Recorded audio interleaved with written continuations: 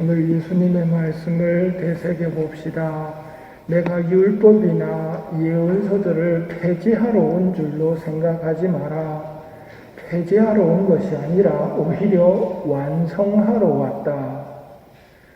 예수님께서 율법과 예언서를 완성시키시고 가르치시지만 사람들은 오늘 독서에서 보는 것처럼 무응답과 무관심으로 반응합니다.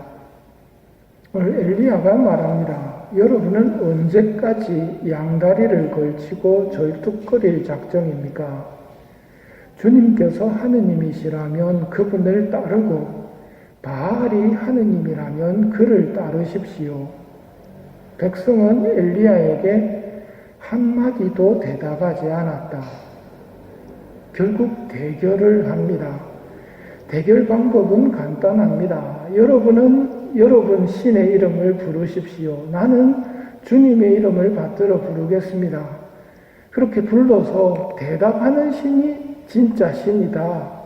이 대결을 하는 겁니다. 자기가 믿는 신을 부른다는 것에 대해 생각해 보십시오.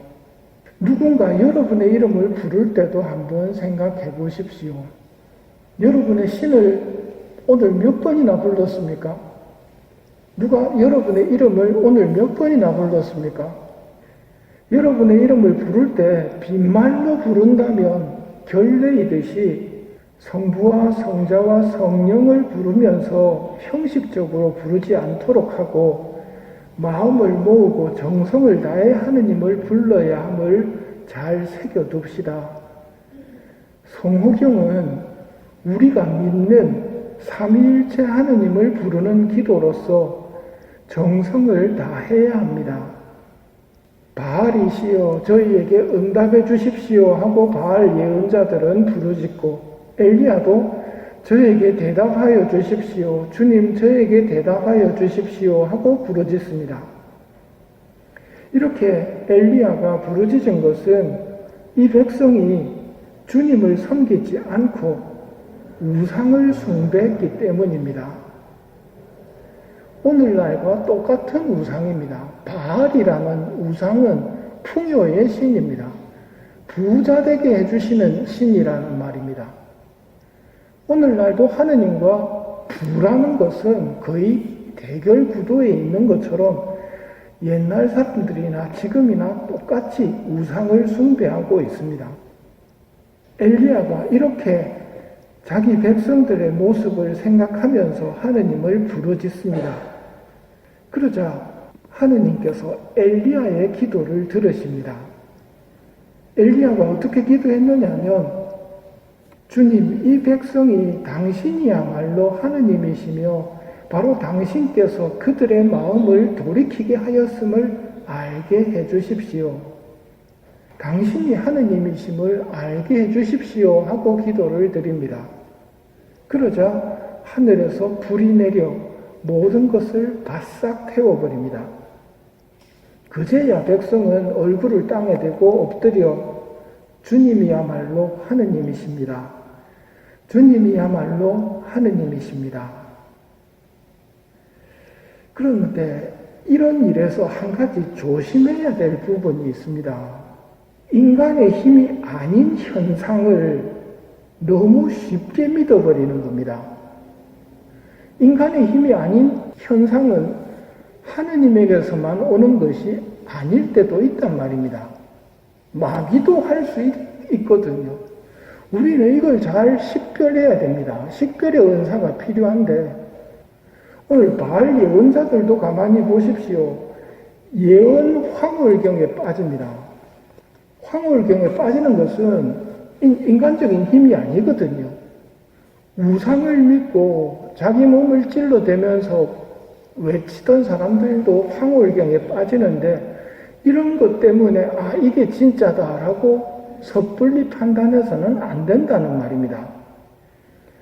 굉장히 위험하기 때문에 예수님께서도 미리 말씀하셨습니다. 마태복음 24장에서 거짓 그리스도와 거짓 예언자들이 나타나서 어떻게 해서라도 뽑힌 사람들마저 속이려고 큰 기적과 이상한 일들을 보여줄 것이다. 기적이 일어난단 말입니다.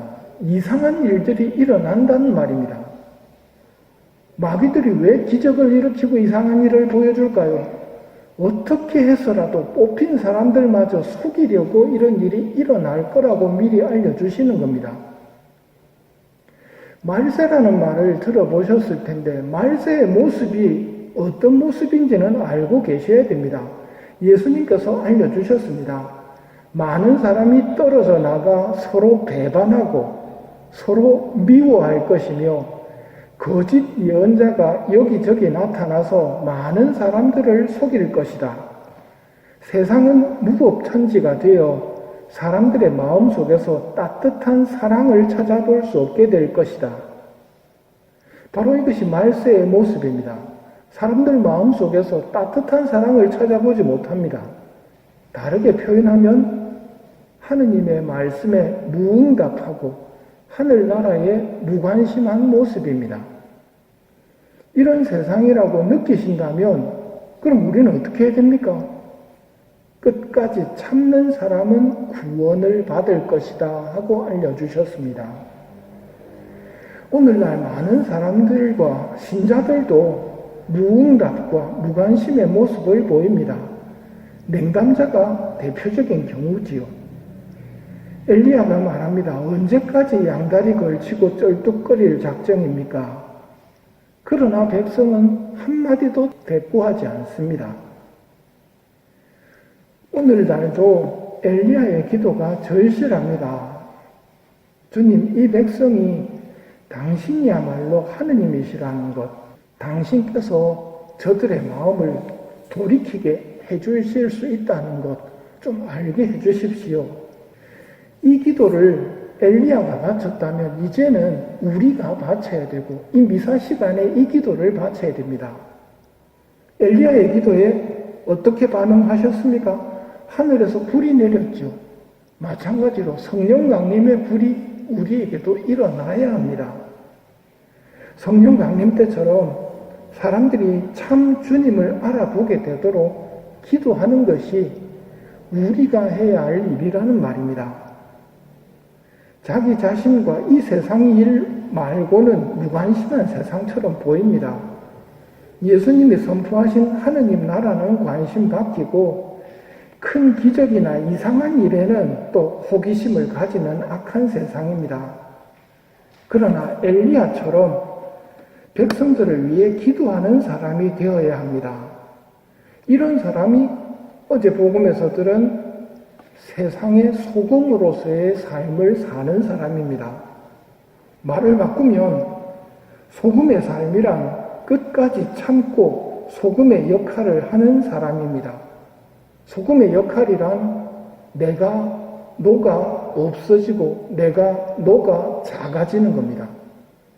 나를 그대로 유지하려고 하다가는 세상은 썩어갑니다. 자기를 그대로 유지하는 똑똑한 사람이 많아지면 세상은 썩어갑니다.